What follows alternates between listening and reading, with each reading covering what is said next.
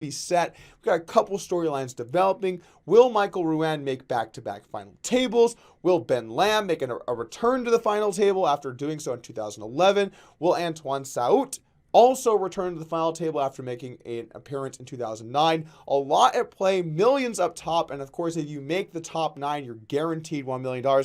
So pretty big stakes incoming, definitely trying to earn a seat at that table. Let's take a look at what chips were like moving into day 7. So in first place, in the lead, Christian Pham coming in with 31 million chips.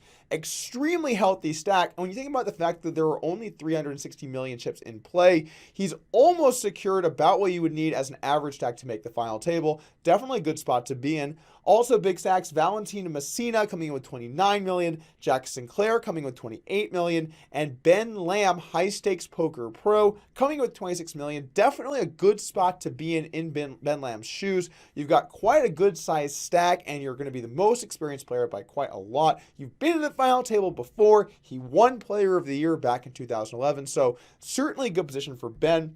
Also a couple of notable players in the mix, Antoine Saout, with about 10 million chips. Middle of the pack coming into the day, of course, made the main event final table in 2009.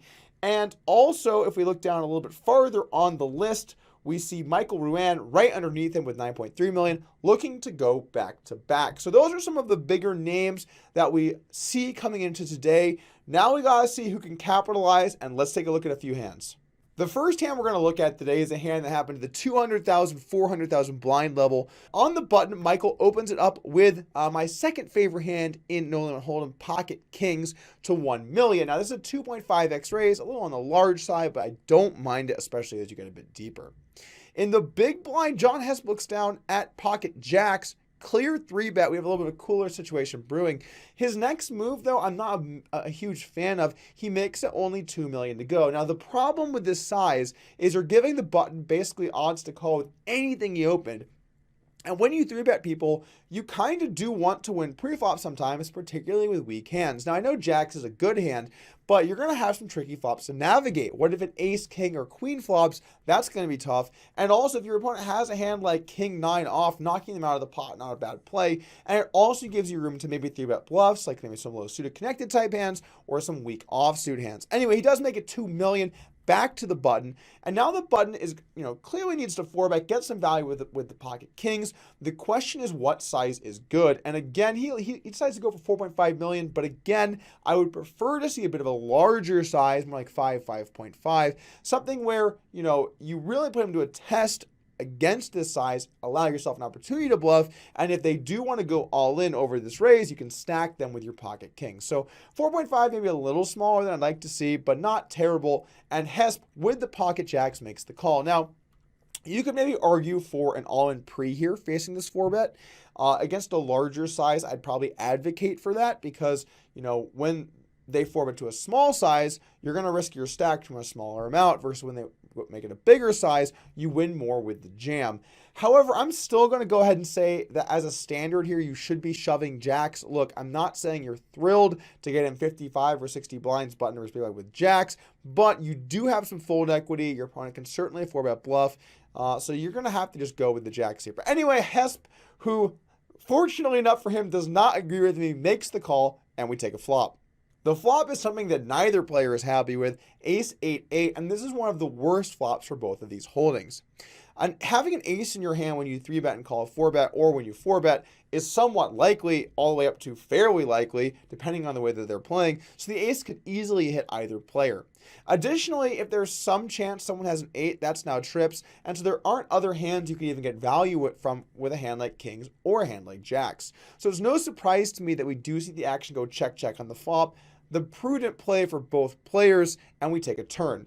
Now, the turn is where things start to get, I'm going to use the word interesting. It's a queen, and now Pocket Jacks decides to start betting, and at first, I wasn't really much of a fan of this, and I think I'm still probably not, but it might come down to what you're playing, what range you're playing pre-flop.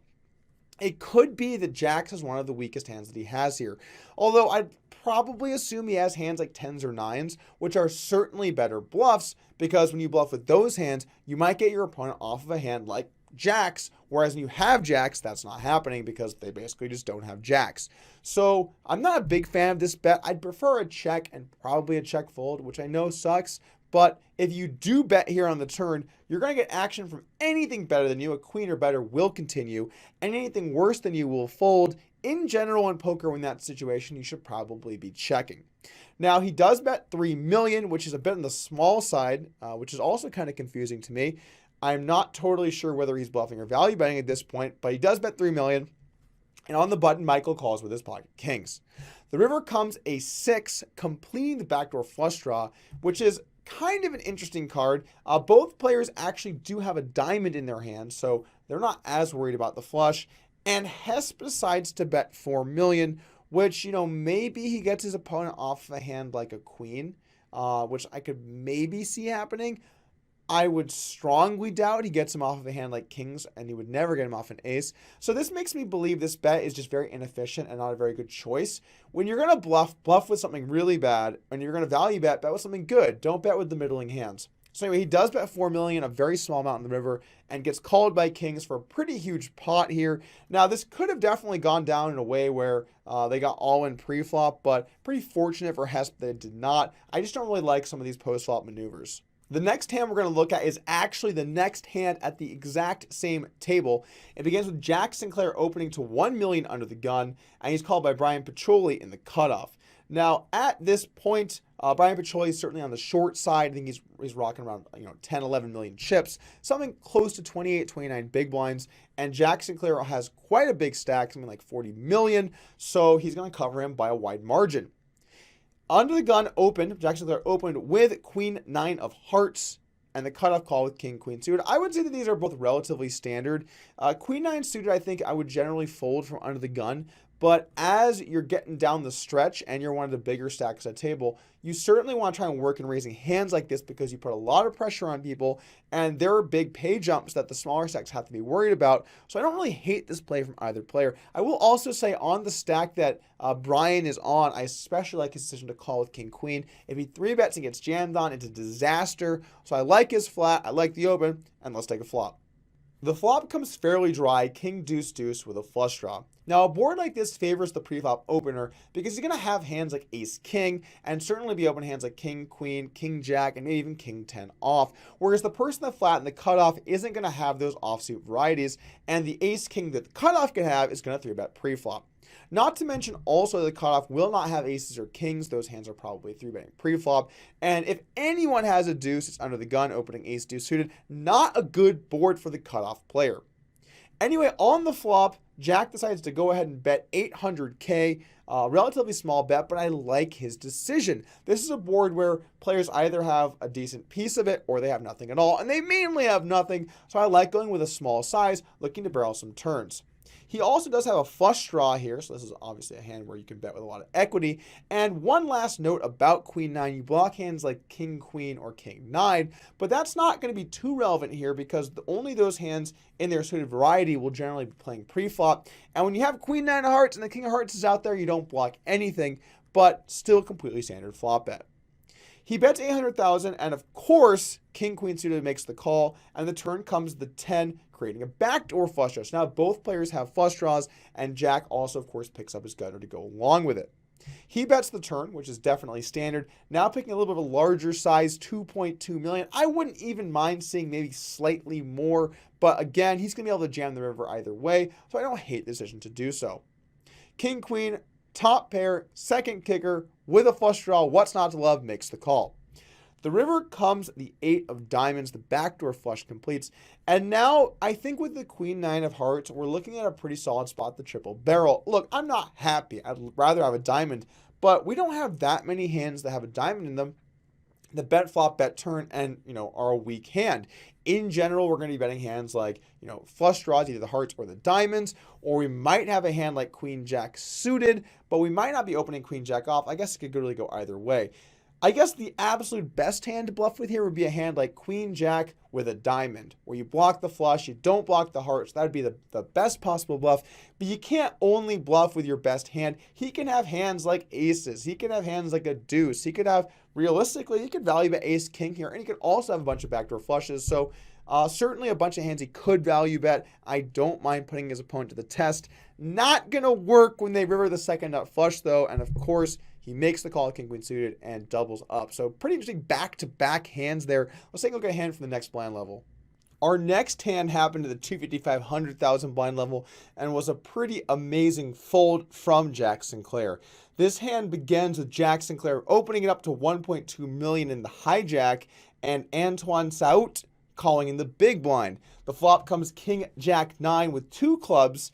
And to begin this hand, Saout has something along the lines of 21-22 million, and Sinclair covers. Now the flop comes King Jack 9, 2 clubs, 1 spade. Jack Sinclair does have Queen 10 suited, aka the goods on this flop, and Antoine has 9s for a set. So pretty action flop here for both players, flopping huge. Antoine check calls a flop bet to the tune of 1.5 million, a pretty standard play from both players, I would say. This is not a board you want to check raise too much when you call in the big blind, because you're not going to have hands like kings or jacks. Those are going to 3-bet pre-flop, and some players would probably consider 3-betting 9s, so not going to have too many of the really strong hands. You could have queen 10, so that's a pretty neutral hand as far as both players can have queen 10, but in general, you're not going to have a lot of the good hands that the opener is going to have. So he does decide to go ahead and check call the flop, and the turn gives him a boat. Turn is an offsuit jack, giving him a full house to move into the lead. He checks, and now it's kind of an interesting spot for Sinclair. You know, I wouldn't mind maybe checking back the turn with queen 10. I don't really think there are many hands I'd want to bet. This is a card that's great for the big blind. If he calls pre-flop with a jack, he's going to call the flop. All of those hands made trips, so a lot of hands here are going to be very strong. And if I'm in Sinclair's shoes, I'm mainly checking a jack on the flop, so this card's certainly good for the big blind. You could maybe advocate for a small bet range, and if you want to put that in there, why not queen 10, because you're still ahead of a jack, but I could see some merit for either decision. He does decide to bet 3.3 million, and all of a sudden Antoine wakes up with a check raise, and now your straight's not looking so hot. When you have the straight here, you're going to have to call. There's going to be some chance your opponent has an ace-jack or some random jack getting a little bit too aggressive. So you got to call and see what develops. Jack makes the call, and the river comes an offsuit 3. So basically as much of a brick as you can really hope for. And Antoine moves in for his remaining 10 million chips. Now Jack's put in a really difficult spot here. He can certainly have a hand like King-King or King-Jack or 9-9 or Jack-9 suited. But he also will have some other value bets on the turn, hands like ace-king or aces or king-queen. I'm not sure if he's going to bet all of those hands. Maybe he's going to check some of them back. But he does have a bunch of full houses. This means if he wants to let the straight go, that's totally fine. And you could also make an argument. Let's just say that Jack decided to bet a hand like ace-jack on the flop. Well, that would be a better hand to call the all-in than queen 10, because you have ace-jack, it's now much less likely your opponent has a full house because you can remove one of the jacks. So Jack makes a pretty epic fold here with the queen 10. And, you know, really one of the reasons why I think Jack managed to build up the stack that he has currently at the point of this hand, you know, about 66 million coming into this hand. He's played aggressive. He's made some good moves. You know, he managed to get away from this one. But we've got a hand coming up at the next blind level, which has been quite the talk of the town.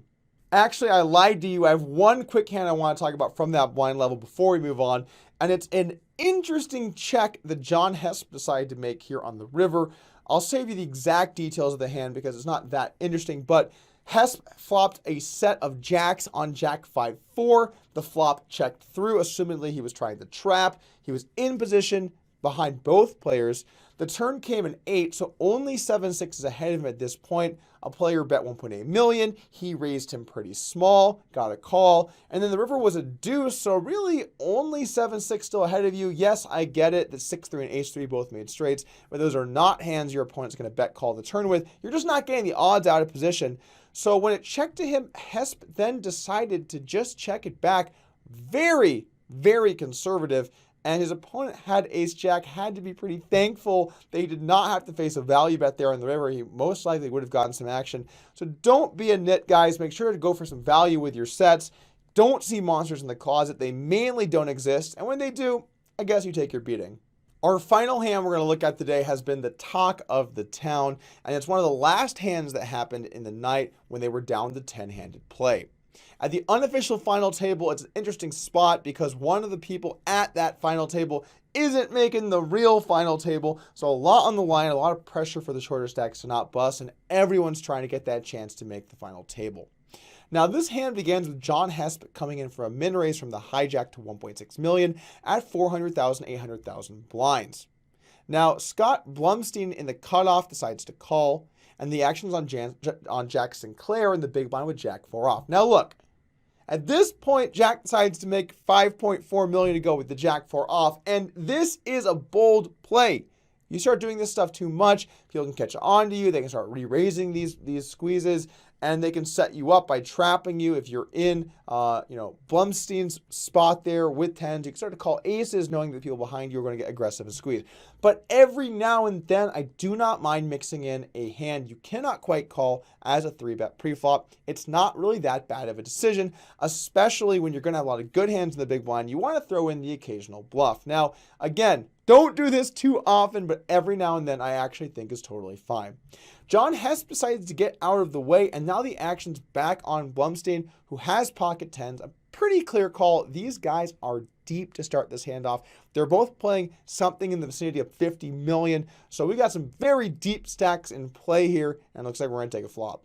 The flop comes 9-7-3 rainbow, and in Jack's shoes with Jack 4, I think I'm just giving it up. Look, it's fine to squeeze. I might have made it a little bit bigger, but I think the size was okay. Sometimes your move doesn't work out, but this is a really bad situation for you. For starters, these mid to low types of boards are generally going to be good for the cutoff because they're going to have all their low to mid pairs. And usually when you squeeze the big blind, you're flattening a lot of those hands, so you simply don't have a lot of the really nutted combos.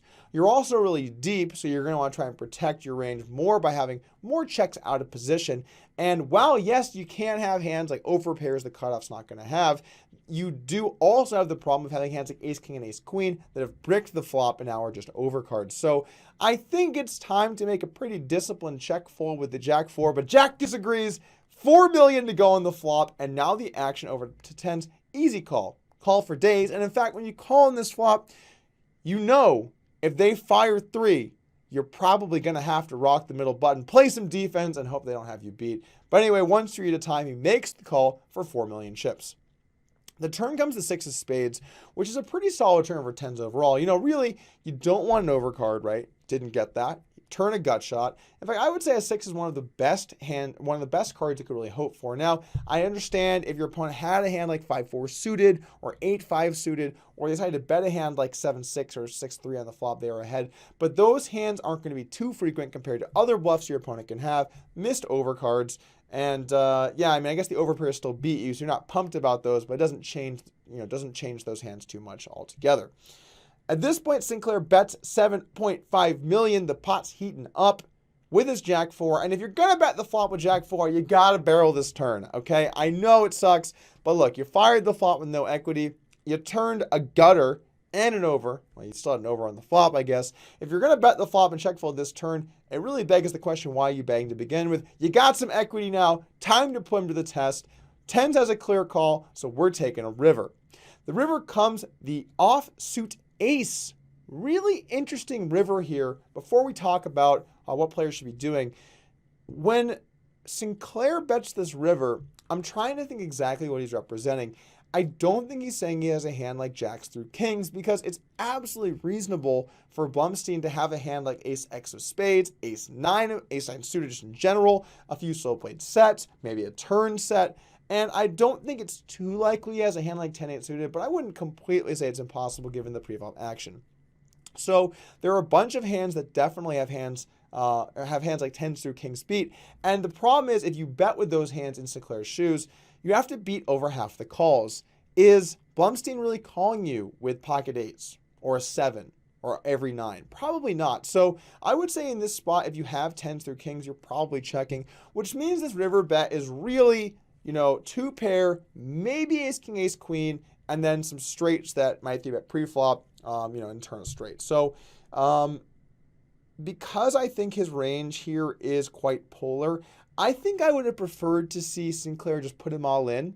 And I like this hand as a bluff candidate. He does not have a spade. You don't want to have the spades. That makes a lot of sense, because then they can have flush draws they fold. And you have no showdown value either. You do have a bunch of value bets. So I don't mind this hand as a bluff. I just think because you're representing such a polarized range, you should just go all in and not be betting about 13 million. Over to pocket tens, kind of tough spot. You will have a few ace X of spades hands. You'll have a few trapped sets. You might occasionally have 10-8 suited. You might occasionally have sixes, but you can't only call those hands. If you do so, you're not going to have enough calls.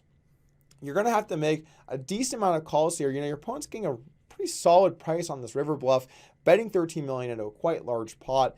So I think with tens, even though you're not excited about this river, I think you have to make the call. And I've got to give some respect here to Blumstein for making this call. I think a lot of players, when they get in a big spot on a big stage, they knit it up. Shout out to Gordon Vail. But he didn't do that. He held strong, and now he has the chip lead going into the final table. Let's look at what the final table looks like, talk about who made it and where the chips are. So after Michael Ruane busted in devastating fashion in 10th at the unofficial final table, he did not make the final 9 players of this tournament. So close, yet so far away. Still receives over $800,000. Not a bad payday. I think he can live with himself. If you told him at the start of the summer you're getting 10th, I think he'd take it. I know I'd take it. I didn't make any money. But anyway, let's look at our final 9 players now. So we've got in the chip lead, of course, Scott Blumstein. In seat 2, Antoine Saout in seat 3 makes another final table appearance, 22 million chips, one of the shortest stacks, but we got a lot of players in that zone. Benjamin Pollock comes in with 35 million chips in seat 4. He is in 3rd place, and you can see that gap from 1st to 2nd to 3rd. John Hesp in seat 1 with 86 million chips, and Benjamin Pollock in seat 4 with 35 million. A huge gap from 2nd to 3rd there in terms of stack. Jack Sinclair is in seat 5 with just a tad over 20 million. Damian Salas is in seat 6 here with 22 million. Damian Salas, I believe, actually is the pronunciation on that. 28 bigs there. And Ben Lamb making another final table in seat 7 with the shortest stack, 18 million. But don't count this guy out. He's got a lot of moves. He's been here before. He plays high stakes. I would say I think he's got a good shot to make a run here. But again, he's going to have to double pretty quickly. He's on the short side. Also, it's going to be tough for a lot of these short stacks because, and as we look at the last 2 players here, Brian Piccioli and Dan Ott, everyone's kind of in that 18 to 35 million zone except the top 2 stacks, which means it's a lot harder to make a move because if you bust, you don't give yourself a chance to ladder up the pay jumps, which is important in a spot where players have a very similar stack. So I would expect to see some relatively conservative play out of the gate. I actually got a chance to swing by and talk with Dan Ott. We did some coaching. We broke down a few spots and helped prep him to get ready to go for the event. I was happy to do that. And yeah, I'm excited for this event, rooting for Dan, obviously. I think we have a pretty interesting table. We got some personalities like Hesp. We got some return of November Niners, now July Niners, like Ben Lamb and Saout. We've got Blumstein rocking the middle button with a huge stack. Should be a great one. I'm excited for it, and we're going to see who can take it home. One last thing before we go, if you're interested in improving your tournament game, we do have a tournament course at Upswing Poker by Pratush Padiga called the Tournament Masterclass. Would strongly recommend checking it out if you want to get better at tournaments and one day maybe make a final table run of your own. That's going to do it here from me, guys. Thank you for joining, and I'll see you guys soon.